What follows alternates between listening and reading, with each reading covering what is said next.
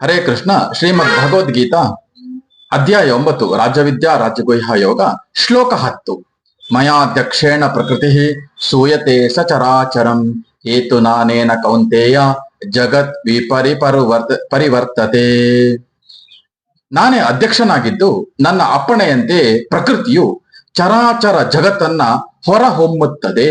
ಈ ಕಾರಣದಿಂದಲೇ ಅಲ್ಲಿನ ಸಕಲ ಜೀವಿಗಳು ಬದಲಾವಣೆಗೊಳ್ಳುವುದು ಆಗಿದೆ. ಸಾಕ್ಷಿಯಾಗಿ ನಿಂತ ನನ್ನಿಂದಲೇ ಜೀವ ಜಡಗಳನ್ನ ಬೆಳೆದು ಪ್ರಕೃತಿ ಹಡೆಯುತ್ತದೆ. ಕೌಂತೆಯ, ಈ ಕಾರಣದಿಂದಲೇ ಜಗತ್ತು ಬದಲಾಗುತ್ತಾ ಸುತ್ತುತ್ತಿದೆ.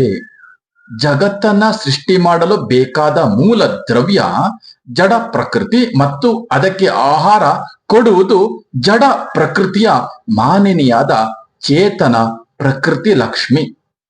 ಭಗವಂತ ಇಡೀ ಸೃಷ್ಟಿಯ ಅಧ್ಯಕ್ಷನಾಗಿ ನಿಂತು ಕ್ರಿಯೆಯ ಹಿಂದಿನ ಶಕ್ತಿಯಾಗಿ ಜಡ ಮತ್ತು ಚೇತನ ಪ್ರಕೃತಿಯ ಮೂಲಕ ಈ ಸೃಷ್ಟಿಯ ನಿರ್ಮಾಣವನ್ನ ಮಾಡುತ್ತಾನೆ.